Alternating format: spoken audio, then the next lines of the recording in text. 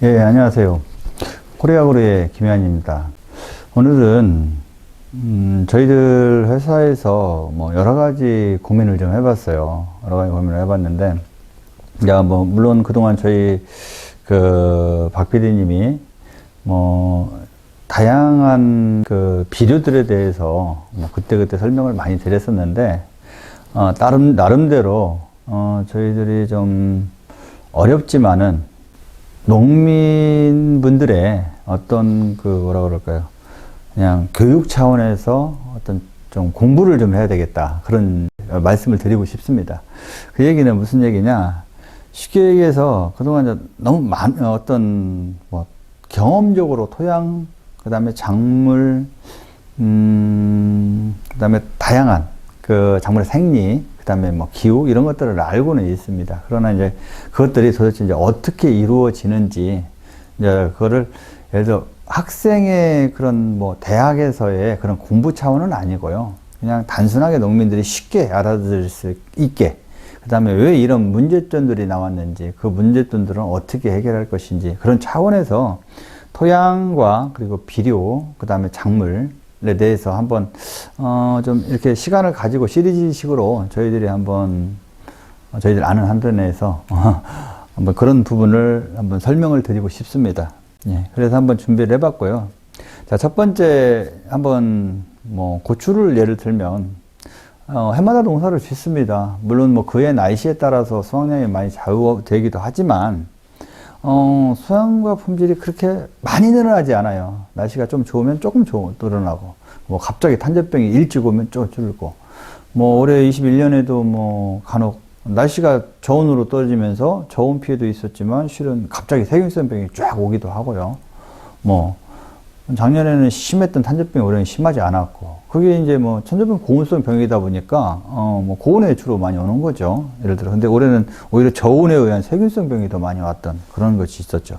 그래서 보니까 고추 농사를 짓는데 농사에 왜 이럴까 하고 보니까 뭐 정식 후, 그 다음에 활착이 너무 부진한 경우, 그 다음에 뭐 냉해나 뭐 가스 피해를 본 경우, 이런 게 농사 힘들죠. 저기부터. 그 다음에 6월 달에 이제 들어서서 뭐 고추가 갑자기 너무 잘 크고, 어떤 경우는 막 너무 잘 크다 보니까 이제 꽃이 잘 안 크는 경우도 나오고, 그 다음에 6월에 장마 때 되면은 이제 가물면은 이제 특히 이제 칼슘 결핍이 많이 오고, 또 이제 저온에 들어가면 세균성 병이 갑자기 나타나기도 하고, 뭐 바이러스가 많이 발생하기도 하고, 이런 것들. 뭐 7월에는 이제 7월달 들어가면은 장마나 고온, 뭐 이런 것들, 낙과, 그 다음에 꼭지 빠짐, 그 다음에 이런 것도 많죠. 그 다음에 생장점이 올해는 또 저온이 되면 생장점이 일찌감치 정지했어요. 정지했다가 나중에 이제 오히려 8월 달에 성장이 되기도 하고, 뭐 이런 것들이 기후하고 이제 굉장히 관계가 많은 것들이죠. 그 다음에 8월도 마찬가지로 다시 이제 생육이 진행이 되다가 다시 이제 8월 말쯤 되면 생육이 정지되고, 뭐 이런 얘기들이 많이 나타납니다. 근데 이런 것들에 의해서 이제 어떤 농사가 힘들어지는 거, 마늘을 예를 또 한번 들어보겠습니다. 마늘도 마찬가지죠. 뭐 이제 마늘의 육종, 씨앗이 뭐 불량하거나, 양파의 모종이 뭐 상태가 안 좋거나, 그 다음에 어떤 뭐 잠음이나 강마 등에 의해서 이제 가을에 뭐 이상고온으로 너무 막 성장이 좋아서 갑자기 겨울이 추워지면은 뭐 추대가 되기도 하고요. 양파 같은 경우는. 반대로 이제 시비량이 또 많아서도 뭐 그런 추대가 오기도 하고, 그 다음에 너무 빨리 추워져서 활착하기 전에 추워지니까 뭐 어떤 그런 성장이 잘 안 돼서 이른 봄에 뿌리를 잘 못 내려서 뭐 서리빨에 의해서 이제 동해 서리빨에 뿌리가 저하되는 경우, 이런 것들이 이제 어떤 기후 영향하고 많이 크죠. 그래서 그러고 나서 뭐 2월 달에 또 비료 양이 또 너무 많으면 이제 2차 생장에 대해서 분구가 발생하기도 하고, 뭐 3월에는 통상적으로 뭐 옷자라고 뭐 녹균병, 3월에 갑자기 잘 크다 꽃샘추위가 오고 나면 이제 녹균병이 확 발생을 하기도 하고, 이게 이제 기후, 뭐 토양, 뭐 작물의 어떤 상태, 이런 것들하고 관계가 있다고 보면 됩니다. 그리고 뭐 5월 달에 이제 고온으로 올라가면, 4월 한 중순 넘어서 고온으로 쫙 올라가야 되면 갑자기 입마름병이 쫙 오기도 하고, 뭐 이런 증상들이 많은데, 결론은 이런 것들이 오는 이유는, 제가 보는 입장에서는 이런 겁니다. 이런 이유는 실은 건강하지 못한 뭐 육류 상태나 이런 것도 있겠지만 가장 중요한 거는 식물의 상태, 즉 상태 중에서도 뿌리입니다. 뿌리 상태. 뿌리 상태가 얼마나 토양에 잘 지지를 해주고 있느냐에 따라서 기후의 영향을 내가 100을 받느냐, 50을 받느냐, 30을 받느냐, 이게 차이가 있다는 거죠. 그리고 그 식물이 그냥 뿌리 상태만 좋으면 되느냐? 그렇지 않죠. 식물의 뿌리에 뭐가 있어야 됩니까? 수분과 비료가 잘 보유가 돼 있어야죠. 잘 보유가 돼 있어야만이 양수분을 건강한 뿌리가 넓게 뻗어서 양분과 수분을 잘 끌어올릴 수 있죠. 끌어올릴 수 있고, 그런 것들이 이루어져야 된다는 겁니다, 실은. 자, 그리고, 우리가 그 다음에 이제 이루어지는 게 기후죠. 그 기후에 잘 견뎌야 되는 부분인데, 한번 보겠습니다. 수확과 품질이 늘어나지 않는 이유 중에 첫 번째는 이상기후입니다. 폭우, 폭염, 그 다음에 가뭄, 막 연속적으로 계속 3, 4일씩 내리는 비, 그 다음에 이상 저온. 작년에 예를 들어서 뭐 6월 달에 오히려 고온으로 올라가 있어야 되는데 뚝 떨어진 경우, 6월에 세균성병이 많이 발생했죠. 6월 중순 이후에 뭐 그런 것들. 그래서 이런 것들에 대한 피해들이 뭐 일소 피해, 이제 고추, 사과, 뭐 포도 이런 것들이 일소 피해가 많죠. 이제 침수가 되면 당연히 고생하는 거고. 그 다음에 이런 가뭄과 이제 폭염에 의한, 고온에 의한 수정불량, 낙과, 뭐 이런 것들도 있고요. 뭐 등숙은 당연하죠. 광합성이 너무 고온으로 올라가면 광합성이 안 되기 때문에 등숙이 불량한, 뭐 수확량이죠. 벼 같은 경우는 잘 쭉쟁이가 많아지는 거죠. 그 다음에 뭐 서리 피해는 정식후에 서리 피해가 나타날 수 있는 거. 기후가 첫 번째 예. 그 다음 두 번째 이유로는 뿌리 발달이 불량하다. 뿌리 발달이 불량하면 뭐 초기에 활착 부진한 건 뭐 활착이 부진하고 동해를 받는 건 당연한 거고요. 그 다음에 이제 고온과 장마에 견디는 힘이 많이 약한 거고, 그 다음에 각종 병 발생이 심한 건 뭐 당연할 겁니다. 아마 조기 노화, 그 다음에 비대 불량, 뭐 이런 부분도 당연히 나타나는 거예요. 뿌리 발달이 불량. 세 번째 이제 연작에 의한 고질병. 물론 연작에 의해서도 뿌리 발달이 부족할 수 있어요. 불량할 수 있습니다. 충분히. 근데 연작이라고 하는 부분은, 연작에서 가장 큰 부분은 이제 고질적인 병.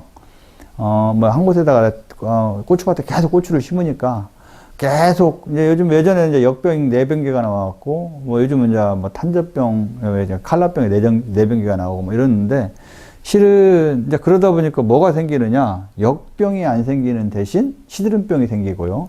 그 다음 품마른병, 그 다음에 흰 비단병, 뭐 이런 것들이 또 다른 병이 생기는 겁니다. 마늘 양파에는 뭐 검은손의 균핵병이라든가 잎마른병, 이런 것들이 이제 고질적으로 병이 생기는 이유. 계속 거기다 마늘 양파를 재배하고 고추를 재배했기 때문에 그렇다. 늘어나지 않는 이유 중에 실은 상당한 좌우를 하는 게 비료입니다. 비료를 식물이 처음에 어릴 때, 예를 들어 고추를 심어놨어요. 심어놨을 때 한 비료를 2알 먹는다고 쳐요. 그리고 고추가 한참 수확을 하는 뭐 7월 중순 8월 뭐 이때 가서는 수확량, 달린 양도 많기 때문에 한 10개 먹는다고 치면, 자, 어릴 때는 2개 주고, 그러고 나서 뭐 그 다음 좀 크면은 3개 주고, 4개 주고, 5개 주고, 6개 주고, 이런 식으로 쭉 줘야 되는데, 그렇지 못하면 사람이 그걸 귀찮아서 어떻게 줍니까? 아니면 이제 관주비료를 통해서 주면 좋은데, 그것도 이제 매일 노지에 많은 양에다가 관리를 해야 되기 때문에 힘든 부분이고요. 그래서 우리가 필요한 게 실은, 완효성 비료가 필요한 거예요. 저희들이 이제 바싹코트를 주는, 런칭을 하고 개발을 계속해서 농가들한테 홍보했던 이유 하나가 그런 부분입니다. 식물이 원하는 만큼 비료를 주자, 꾸준하게. 근데 어느 날 비료, NK 갖다 몽땅 주고, 그래서 조금 그때는 비료가 너무 많아서 애들이 스트레스를 받고요. 좀 지나고 나서 비료가 쫙 물에 의해서 유실되고 빠져나가면 또 비료가 없어서 스트레스를 받습니다. 그래서 그런 스트레스를 계속 반복을 해주기 때문에 과일이 잘 크지 않고, 고추가 잘 크지 않고 생장이 빨리 멈추는 그런 결과가 오는 겁니다. 그래서 꾸준한 비료를 공급하지 못했을 때 과다한 비료를 주면 너무 웃자라고 뿌리가 잘 성장이 안 되는 거죠. 그리고 또 비료를 너무 과다하게 주면 병이 많아요. 특히 탄저병, 곰팡이병, 뭐 이런 녹균병, 이런 병들이 굉장히 많이 나타나고요. 그 다음 비료에 의해서 기량작용이 있어요. 질소를 너무 많이 주게 되면 칼슘과 붕소가 흡수가 안 됩니다. 그 다음에 거꾸로 가리를 너무 많이 줘도 칼슘의 흡수가 잘 안 돼요. 그리고 마그네슘도 흡수가 안 됩니다. 그래서 과일에 착색을 시킨다고 황산가리나 염화가리를 몽땅 주게 되면 낙엽이 져요, 잘못하면. 낙엽이 심하게 지면 낙엽이 질 수 있습니다. 그게 왜 그러냐? 마그네슘을 전혀 못 먹게 만들기 때문에 그래요. 그래서 가리하고 마그네슘은 기량작용이 생깁니다. 그래서 비료에도 서로 적당하게 줘야 되는 그런 원리가 있다. 이렇게 보시면 됩니다. 그 다음에 뭐 비료 과다하면 당연히 질소질 많으면 착색이 안 되는 거고요. 당도도 안 올라가고. 근데 반대로 또 비료가 부족하면 조기노화가 와요. 비대도 안 되고. 뭐 그런 부분 당연한 것이고요. 그 다음에 비료, 특히 질소질이 부족하면 세균성이라든가 뭐 깨시무늬, 벼에는 이제 깨시무늬병 이런 병들이 있잖아요. 이런 것들이 병에 오는 원인이 이제 또 비료가 부족해도 와요. 이런 것들이 있고요. 그래서 한번 비료의 그 과다 내지는 부족에 의한 또 장애들이 많더라. 이렇게 보시면 됩니다. 그 다음에 이제 마지막으로 미량요소 부족.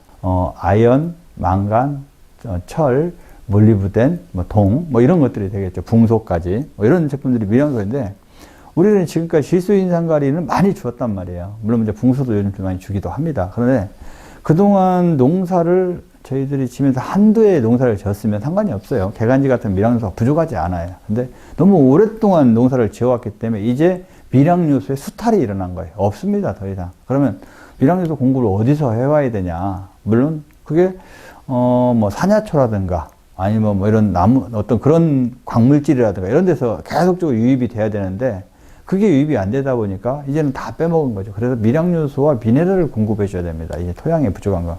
그래야만이 영양가가 높은 과일과 채소가 되기도 하고 식물이 거기에 수확량과 품질이 좋은 그런 농산물을 생산할 수 있습니다. 그래서 우리가 지금 중요한 거는 이런 상황들을 지금까지 상황들을 봤을 때 기후, 토양, 그다음 비료 이런 것들을 봤을 때 좀 바꿔야 된다 이제. 종자 우리 통상적으로 제가 우스갯소리를 하면 어느 순간에 저희들 비료 시험포를 합니다. 시험포를 해놓고 나서 쫙 농사가 너무 잘 됐다. 뭐 고추가 이렇게 잘 됐어? 왜 이렇게 좋아? 뭐 그래서 주당 한 근도 더 따겠네. 그렇게 얘기하고 뒤에 가서 뭘 물어보시냐면 품종을 물어봅니다. 품종. 근데 비료를 바꾸지 않고 토양을 바꾸지 않고 그 다음에 어떤 그 식물이 이겨낼 수 있는 환경을 바꾸지 않고 품종만 바꿔서 수확량이 그렇게 올라올 수 없습니다. 절대적으로. 이런 것들을 바꾸기 위한 변화가 좀 필요하다. 오늘의 주제가 이겁니다. 변화를 하자. 그래. 그 변화를 위한 농사를 잘 지키기 위한 변화 종합적으로 보시면 처음에 토양 개량, 토양이 식물이 뿌리를 잘 뻗을 수 있는 환경 그걸 개선해야 되겠다. 그 환경이 예를 들어 물리성도 되겠고 그 다음에 토양의 그 이화학적인 성질도 되겠고 뭐 산성화를 알카리화냐 이런 부분도 되겠고 거기에 식물이 뻗을 수 있는 이 토양의 기상 그래서 호흡할 수 있고 물을 담을 수 있고 공기가 들어갈 수 이런 것들이죠. 이런 기상 토양의 자체 뭐 사질토냐 양토냐 뭐 사양토냐 이런 걸 따지는 건데 이런 토양의 이제 변화가 좀 필요하다. 그리고 그 변화가 필요하면 당연히 자연스럽게 뿌리 발달이 좋다. 이렇게 보시면 되고요. 근데 그 뿌리 발달이 좋은 만큼 비료를 꾸준히 식물이 먹을 수 있게 만드는 환경이 또 필요하다. 그게 비료의 변화입니다. 비료의 변화. 양수분을 꾸준히 먹을 수 있는 그런 비료를 공급해 줘야 되고요. 그 다음에 이 실은 뭐 여담으로 하나 더 말하면 비료는 우리가 예를 들어 복합 비료를 주어도 식물이 절대 다 먹지 못합니다. 우리 착각을 하고 있죠. 다 먹을 거라. 근데 절대 저걸 먹지 못한다. 비료는 통상적으로 30에서 40% 정도를 식물이 쓰고 나머지는 다 토양과 강물로 유실이 됩니다. 땅 지하수와 강물로. 그렇게 보시면 돼요. 그래서 이게 화학 비료의 가장 큰 단점입니다. 그 다음에 그러고 나면 비료가 잘 되고 나서 잘 흡수가 되고 나면 식물은 자연스럽게 건강합니다. 잎도 건강한 잎이 기능적인 잎이 강화가 돼요. 좋아집니다. 좋아지지만 기후가 가만 놔두지 않죠. 고온, 그 다음에 폭우, 그 다음에 뭐 저온, 때로는 이상 저온, 그 다음에 이런 것들로 인해서 또 식물이 어떤 건강한 식물들도 이겨내다가도 어느 시간이 되면 못 이겨내는 그런 상황이 오죠. 왜 거기에 사람이 인위적으로 과일을 많이 키우고 많이 답니다. 그럼 그 수확량을 많이 올리려고 하다 보니까 힘든 거예요. 그런 부분을 이겨내기 위한 기후를 이겨내기 위해서 또 쓰는 게 실은 식물 생리를 알고 기후를 이겨내기 위해서 쓰는 게 이제 식물 영양제죠. 영양제를 그때 사용하는 겁니다. 영양제를 써서 그 시간대에 저온이든 고온이든 이겨내고 강합성을 잘하게 만드는 거. 병에 강하게 만드는 거. 이게 이제 영양제라고 보시면 되고요. 그래서 그 영양제를 살포해줌으로 해서 광합성이 증진이 되면 이제 식물은 알아서 여러분들한테 많은 수확량과 그 다음에 품질이 좋은 과일을 제공할 겁니다. 두서없이 좀 말씀을 드렸는데요. 이상이 저희가 생각하는 그 어떤 식물의 전체적인 원리고요. 이걸 바탕으로 해서 저희들이 한번 농민분들한테 도움이 될 수 있는 자료들을 솔루션이라고 보셔도 되고 자료들을 계속해서 영상을 찍어서 여러분들한테 도움이 될 수 있도록 하겠습니다. 이상 마치겠습니다.